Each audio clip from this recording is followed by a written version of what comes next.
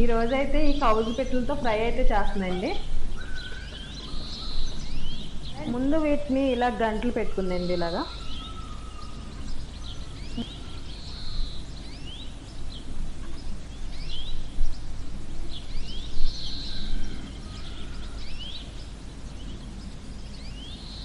ఉప్పు కొంచెం,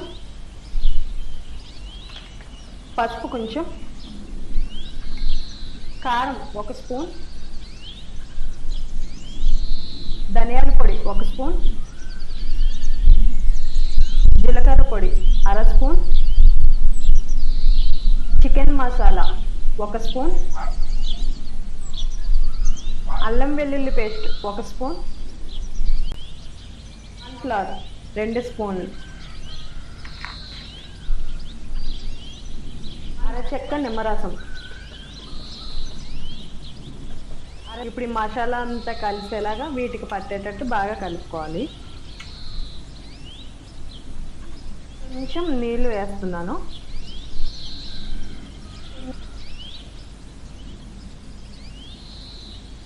దీనికి మసాలా బాగా పట్టించి 1 గంట పాటు ఫ్రిడ్జ్లో పెట్టుకుందాం.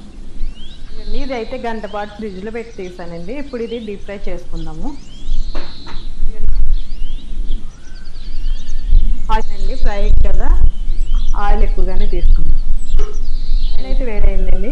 ఇప్పుడు ఈ కౌజు పిట్టలు వేసుకుందాం.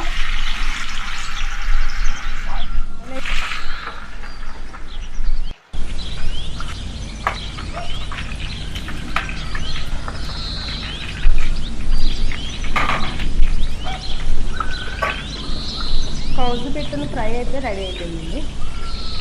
నాకు ఇది మొత్తం వేగడానికి 15 మినిట్స్ పట్టింది. వావ్,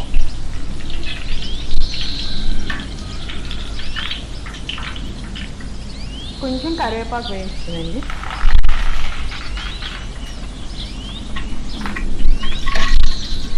కౌజు పిట్ట ఫ్రై రెడీ.